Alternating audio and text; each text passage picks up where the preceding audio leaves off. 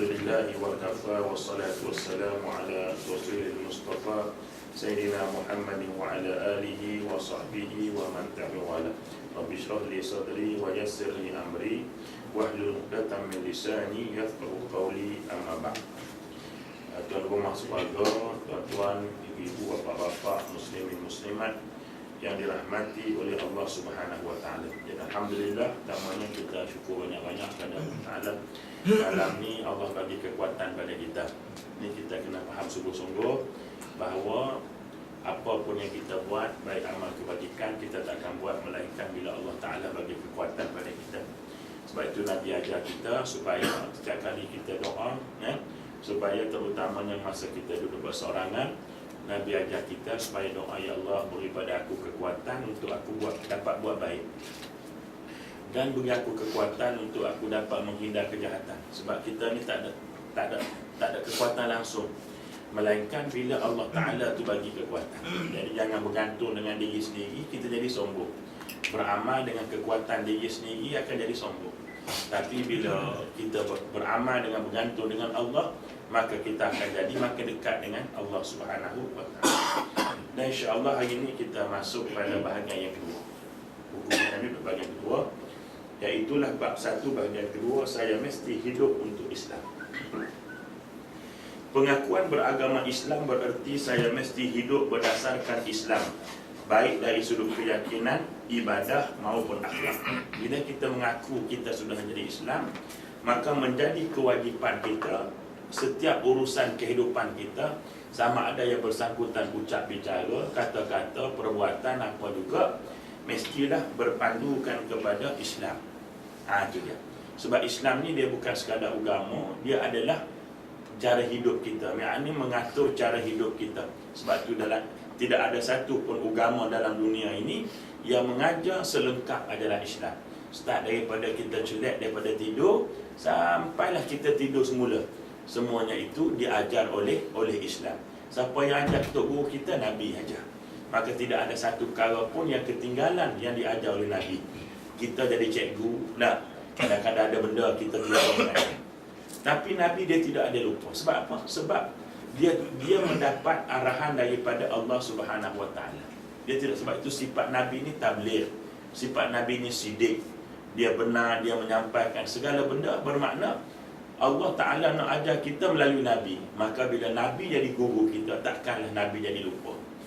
Inilah tuan-tuan sekalian, bila kita menetapkan Nabi ni ada sifat lupa, maknanya apa yang ajar Nabi, jadilah macam sebagaimana tuan-tuan sekalian yang dipaham oleh setengah orang bahawa ada ayat-ayat Quran yang Nabi lupa, maka dia saja ingat, sahabat lain tak apa tu, dia lupa menyebabkan sahabat tidak tahu Quran, menjadikan Al-Quran itu jadi tidak lengkap. Ini yang sebahagian disebut oleh golongan Syiah. Bukan Syiah saja, orang ingaku Islam pun kata Quran itu tidak lengkap juga. Dari sudut kelemahan Quran pun ada. Baik. Kalau saya mengaku sebagai seorang Muslim, ertinya diri saya, bagi kita mengaku Islam, maka kita nak tak nak kita kena terima pertama diri kita, rumah tangga kita, dan ahli keluarga kita mestilah menghayati Islam. Setiap menghayati, bukan tahu dia kata. Dia kata menghayati. Tahu dengan menghayati ni lain. Menghayati ini maknanya kita apa panggil? Kita meletakkan bahawa kita ni mesti menjadikan Islam itu sebagai amalan utama kita. Nak makan, ingat Islam ajar macam mana. Nak pakai baju, Islam ajar macam mana. Nak tubik rumah, masuk rumah, dalam muamalah, dalam ibadat, dalam apa perkara pun kena dahulukan Islam, sekalipun ia mungkin bertentangan dengan kehendak kita. Sebab tu Imam Ghazali sebut dalam satu tulisan dia, apa dia kata? Untuk kamu dapat apa yang kamu nak, kamu kena terima apa yang Allah bagi, sekalipun kamu benci. Kalau kita nak apa yang kita nak, kita wajib menerima apa yang Allah bagi, sekalipun benda tu kita tak suka. Okey, mari kita compare, tengok ayat-ayat dalam ibadat contohnya. Ketika Allah suruh kita semayang, Allah Ta'ala sebut aqimus solah. Cuma Allah Ta'ala sebutlah, memanglah solah ni susah, illa khashi'in, melainkan orang yang khusyuk. Semayang ni berat kata Allah, tapi kalau mu khusyuk jadi senang. Puasa, Memang kita tak suka puasa. Tapi Allah Ta'ala kata, bila dia nak arahkan kita puasa, dia kata kutiba alaikumusiyam, kamu difardukan puasa. Memang kita tak suka puasa, tapi kita buat. Nak tak nak akhirnya jadi buat belakang. Tetapi bila Allah Ta'ala suruh kita pergi perang, Allah menggunakan kalimah yang sama pada ayat puasa, kutiba alaikumusiyam, kamu diwajibkan puasa. Dalam bab perang, Allah Ta'ala kata kutiba alaikumul qital, ayat sama, kutiba. Tetapi ujung ayat tu, ayat lain Allah mati situ je. Puasa la'alakum tattaqun. Semayang susah, tetapi orang khusyuk boleh buat. Haji susah, tapi orang boleh buat. Mari perang, Allah Ta'ala kata kamu difardukan puasa, sekalipun kamu benda tu kamu tak suka. Sebab perang tak ada orang suka. Tapi Allah Ta'ala kata bila aku suruhmu perang, mu kena perang. Semua orang tak nak perang kan? Tapi kenapa ayat ini Allah tunjuk bahawa orang tak suka perang? Tu kadang-kadang kita tengok orang ni perang, kita rasa amannya kita. Syukur kita boleh aman. Itu ayat semua. Bukan kita tidak syukur dengan keamanan, tetapi Allah Ta'ala sebut ujung ayat itu, Allah Ta'ala asa antakrahu syai'a fahuwa khairul lakum. Kadang-kadang kamu tengok benda itu tak baik, tapi bagi Allah adalah baik. Kadang-kadang kamu tengok benda itu baik, tapi Allah Ta'ala kata tak baik. Dia merujuk kepada peperangan tadi. Anda merujuk kepada peperangan. Sebab itu kalau kita tengok dalam sejarah Nabi Khidir dengan Nabi Allah Musa, dia berjalan sekali kan. Nabi Allah Khidir ni bunuh budak, ping bunuh budak. Nabi Khidir, Nabi Musa tanya, mu bunuh budak ni? Nah, kamu bunuh budak. Nabi Khidir kata, dia tak jawab, kan aku kata dah, mu ni tak boleh ikut aku. Nah, mu tak sabar. Nah, akhir sekali lepas habis semua, barulah dia kata, aku bunuh budak ni. Dia kata sebab ayah ni beriman. Ayah dia beriman. Jadi budak ni biasa dia jahat, akan menjadi fitnah kepada. Jadi aku bunuh awak. Maksudnya apa? Perang orang tak suka. Kita tengok bom kimia apa kena di Syria. Tapi yang mati budak-budak, ya kita sedih. Kita tengok benda tak elok, syukur kita. Tapi kita ingat mungkin itu terbaik untuk anak-anak di Syria, supaya mereka tidak mempertuhankan Asad. Jadi Allah tarik awal-awal, orang-orangnya baik, Allah matikan dengan sebab bunuh dan sebagainya. Kita nampak tak baik, tetapi itulah benda yang baik bagi mereka daripada Allah Subhanahu wa Ta'ala. Setiap kita ni pun beza. Ada Allah bagi gini, bagi gini. Kita tak boleh nak sama orang dengan kita, tak boleh.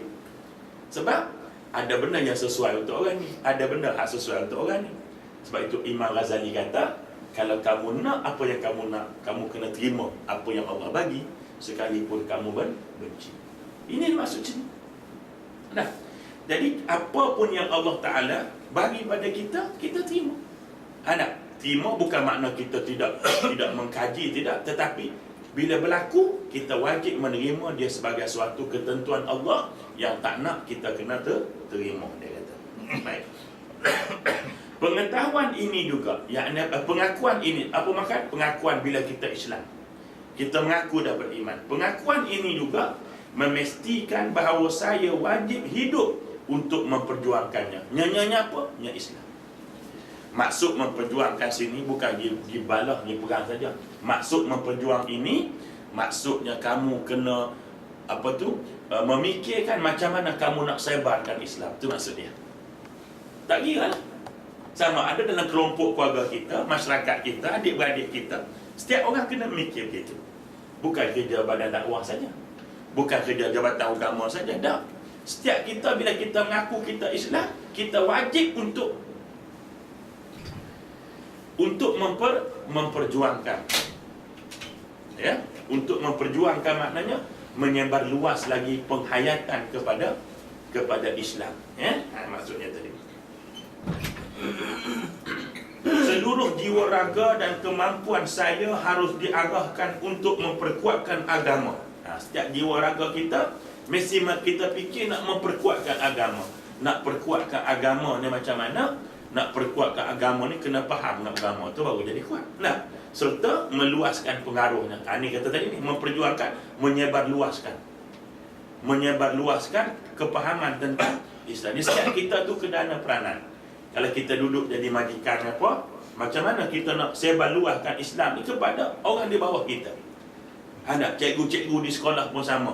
Dia bagaimana untuk dia nak sebarkan kepahaman Islam yang dia faham ni kepada anak murid dia, supaya anak murid dia faham Islam bukan hanya untuk bahagian-bahagian tertentu. Sebaliknya, bermula daripada kita tidur sampailah kita tidur semula, maka nak tak nak kita mesti menghayati kehidupan Islam. Firman, baik, dalam dunia ini ada 3 kategori manusia. Kata Fathiyakan, dalam dunia ni ada 3 golongan manusia. Yang pertama, golongan yang hidup untuk dunia saja. Dia mikir dunia ya. Dia tak fikirkan kepada. Golongan ini ialah golongan kebendaan, sama ada berdasarkan falsafah maupun golongan dahriyin. Pandangan dahriyin ini dijelaskan oleh Allah. Wa qalu in hiya illa hayatuna dunya wa ma nahnu bimab'utsin. Dan tentu mereka akan mengatakan pula, hidup hanyalah kehidupan kita di dunia saja dan kita sekali-kali tidak akan dibangkitkan. Baik. Sekali kita mikir ayat ni tak ada fenomena Melayu. Nah, mana ada pahaman macam ni? Nah, memang pada zahirnya tak ada, tapi pada hakikatnya ada. Maksud ayat ni dia nak cerita pada kita, ada segolongan manusia yang dia rasa hidup ni hidup lah. Dia tahu dia mati, dia tahu, tetapi dia kata mati habis kita. Jadi maksud habis gitu, mana dia tak perlu buat apa-apa. Dunia ni dia kena buat apa yang dia nak buat, kemudian mati tu tak ada apa-apa dah. Jangan duk mikir mati. Ini ramai di kalangan orang Islam pun mikir gitu juga. Bukan di kalangan orang-orang yang tidak ada agama. Ada. Jadi zahirnya tak ada lah, tapi hakikatnya inilah sebahagian pahaman. Kalau orang tu dia tahu bahawa dia akan bangkit akhirat, dia tak jadi jahat. Tengok seorang tokoh ahli sufi, bila ditanya dia kepada dia apa makna zuhud, bagaimana kamu boleh jadi zuhud? Zuhud macam mana? Tengok, dia bagi 5. Yang pertama dia kata, aku jadi zuhud dalam amalanku kerana dia kata amalan aku ni untuk aku. Jadi kenapa aku nak buat culah-culah, sedangkan amalan ni kebaikannya untuk aku? Cuba kita faham. Kalau makanan tu kita nak makan, mesti buat sedap-sedap lah, sebab kita nak makan. Jadi begitu juga amalan. Kenapa kita nak buat semayang cepat-cepat, sedangkan hasil semayang tu kita punya? Jadi sebab tu aku jadi khusyuk bila beramal, dia kata. Sebab amalan tu aku tahu untuk aku. Kenapa aku nak buat jadi malam? Satu. Yang kedua dia kata, yang aku jadi zuhud ni, dia kata, yang kedua, apabila aku ada, Allah bagi ke dia satu benda, harta ke apa benda keduniaan lah, aku mikir bahawa benda ni tak ada manfaat kalau aku tak guna untuk Allah balik. Allah bagi kita duit lah, apa manfaatnya untuk akhirat kita, dia kata, kalau kita tak guna balik untuk Allah Ta'ala. Maka bila ini ada, maka aku akan menggunakan apa yang aku perlu, yang selebihnya aku akan guna kepada Allah Subhanahu wa Ta'ala. Jadi hilanglah sifat kerikut tadi. Sifat sayang kepada harta tu tak ada lah. Nah, sebab apa? Sebab dia kata, benar, kalau kita pegang mati, kita air ni, kita tak minum.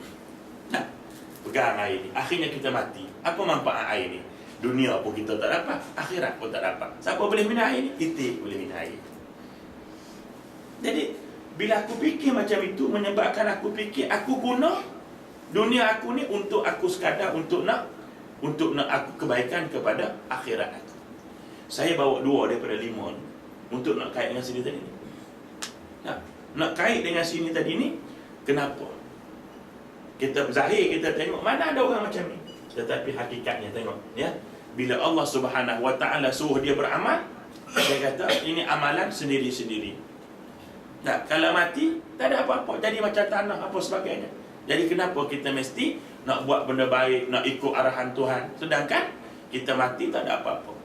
Ini pahaman yang ada. Firman Allah Ta'ala lagi, mereka berkata, kehidupan kita ini tiada lainlah melainkan kehidupan dunia sahaja, dan kita mati, tiada kemudian kita hidup, dan tiada ada membinasakan kita selain daripada masa, dan mereka sekali-kali tidak mempunyai pengetahuan tentangnya.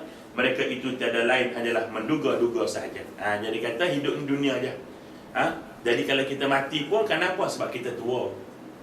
Kita mati ni sebab apa? Begitulah kehidupan dunia. Budak kecil, dewasa, tua, mati. Begitu keadaannya. Dia tak ada keadaan apa-apa.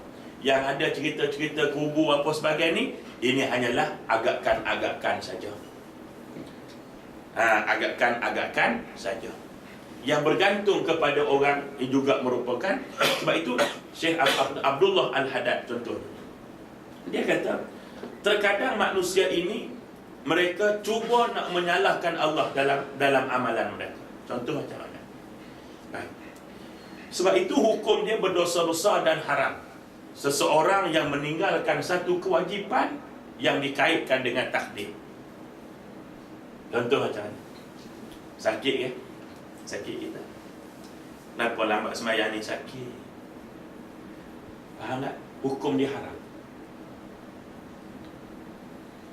Haram. Kita ditanya kenapa melambatkan solat? Sakit. Sakit ketentuan Allah kan?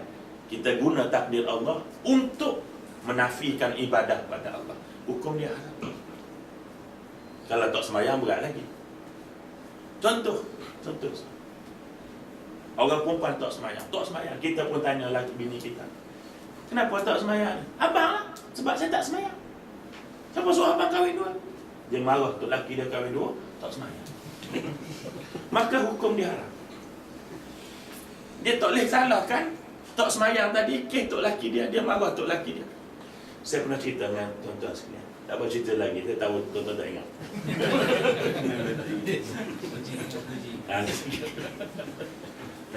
Ada ni betul, mak saudara dia mengadu saya. Anak saudara dia ni umur 20-an. Daripada kecil mengaji, pandai, tutup aurat apa sembahyang tak tinggal. Ditakdirkan oleh Allah, dia ni satu malam abang mak dia kata balik sendiri tuition, kena tahan, kena buatlah jantan 4-5 orang. Rusakkan dia. Lepas tu dia buka tudung, dia tak sembahyang. Orang tanya sebab apa? Kenapa aku nak sembahyang? Dia kata, aku tak pernah tak sembahyang daripada kecil, aurat tak pernah tak tutup. Kenapa Allah Ta'ala takdirkan aku kena benda ni? Ini kenyataan betul. Jadi dia mau tanya ke saya, macam mana Ustaz nak settle masalah ni macam mana? Budak ni dah tak nak sembahyang, tak nak mengaji, tak nak apa, Kenapa? Kerana kecewa dengan ketentuan Allah Subhanahu wa Ta'ala. Maka hukum dia adalah haram. Saya nak kaitkan dengan ayat ni tadi. Nah, ada manusia dia kata, kita berbuat baik ni kalau kita dapat sesuatu yang kita nak. Nak buat baik macam kita menega, untung dapat tak? Jadi buat apa kita buat kebaikan kalau kebaikan yang kita buat tu tidak mendatangkan keuntungan dari sudut material? Buat apa sembahyang? Tunggang langang, miskin juga. Ini timbul. Buat apa bayar zakat? Nah, kita cari penat-penat lagi bagi ke orang. Buat apa? Dia kata sebab dia guna ayat Quran pula.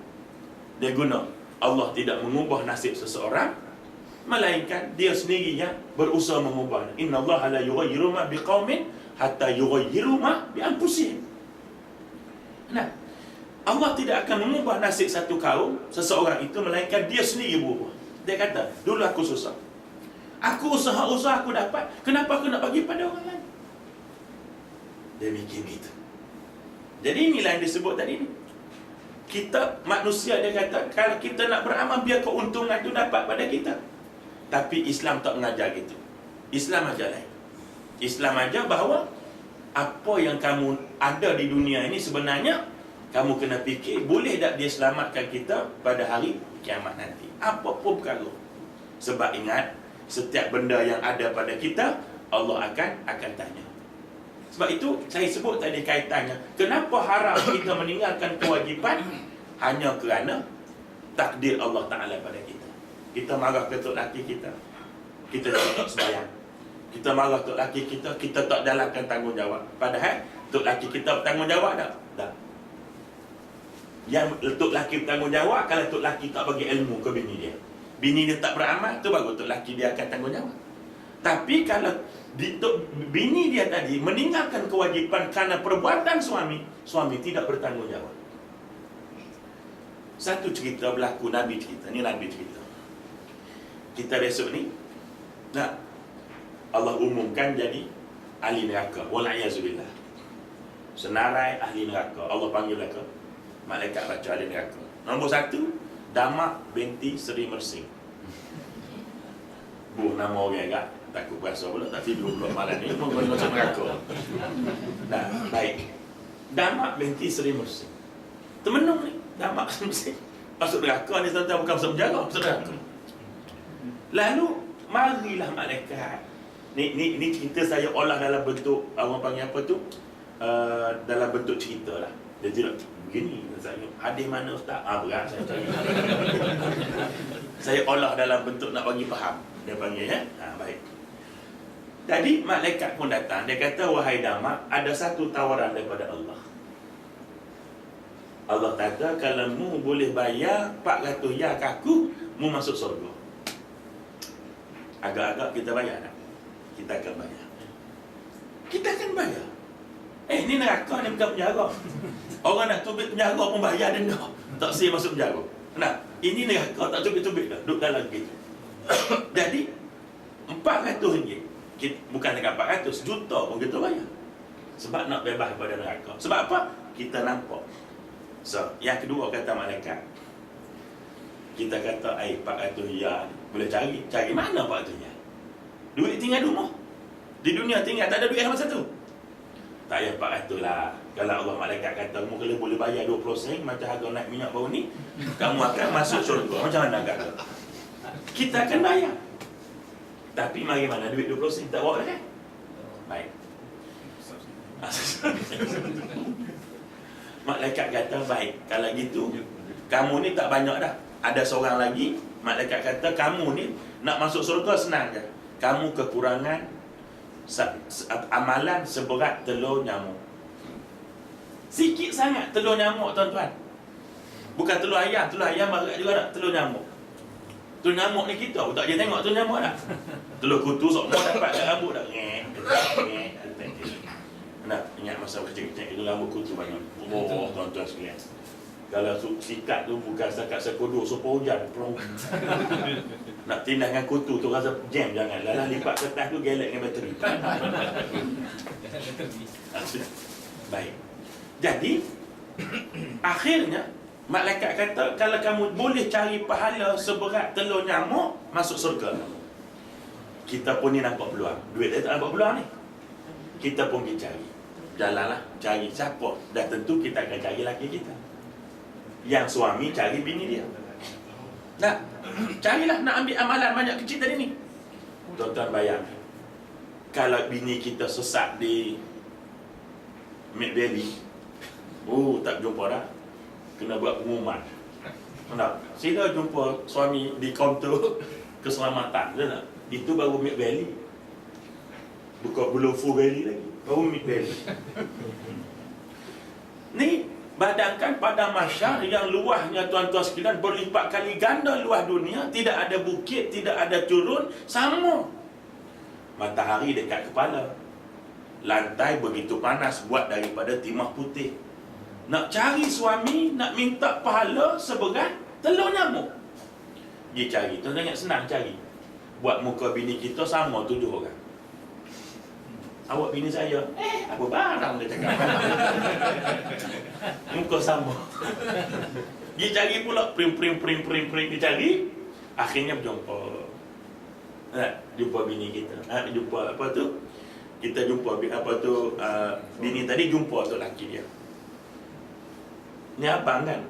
Abang kenal saya? Jawab tu laki, tak kenal apa. Hari-hari kena dera dekat kamu kata. Kenal sangat kata. Jadi apa hal datang? Dia kata, aku masuk neraka, kata bini kita. Tapi malaikat kata, kekurangannya hanya sebesar telur nyamuk. Boleh dah saya minta ke abang sikit. Abang ingatlah saya jaga makan minum abang dulu ni. Dah gosok baju, gosok necktie, kiwi kasut ke apa kan? Ingatlah bagi sikit ya, boleh tak abang bagi? Apa jawab suami kita? Dia kata, minta maaf lah, aku ingat jasa kamu semua bagai isteri aku, tapi bab akhirat ni aku takut. Kalau aku bagi pada kamu pahala amalan aku sebesar telur nyamuk, lalu ketika aku ditimbang aku kurang itu, kemana aku nak ambil? Maknanya suami pun tak tolong kita, isteri pun tak tolong kita, anak-anak pun tak tolong kita. Maka kerana itu, setiap daripada kita kena mikir. Tak bermakna kalau kita tinggal amal jahat, kita tanggung. Tok laki kita tak ada kaitan. Kalau kita buat jahat, bini kita tak ada kaitan dengan kita, kita tanggung semua. Itu maksud dari ini, bahawa jangan kita menolak kewajipan hanya kerana tidak menerima takdir Allah Subhanahu wa ta'ala. Tak lulu puasa sampai tak semayang. Kenapa tak semayang? Tak lulu puasa. Tak lulu puasa takdir kan? Kenapa tinggal semayang?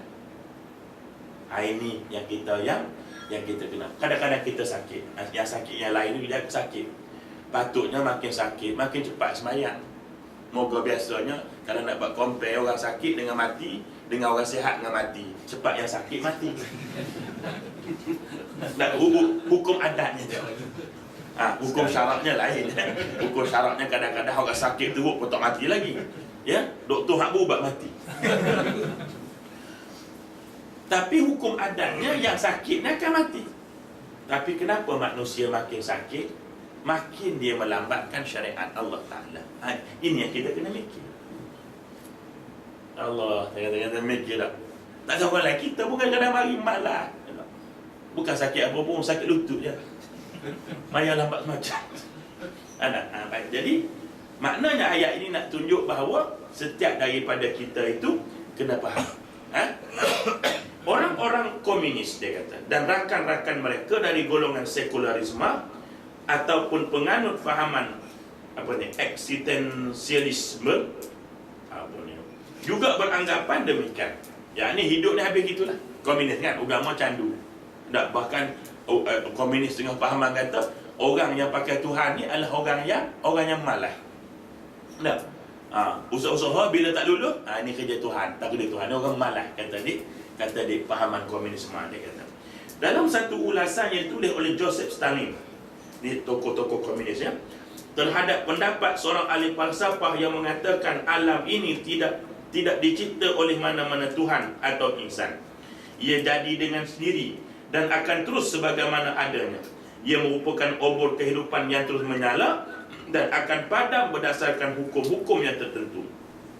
Manakala Lenin pula berkata, ini adalah satu analisa yang indah terhadap dialektika metalisme. Memang dia setuju. Alam ni tak dibuat oleh siapa-siapa.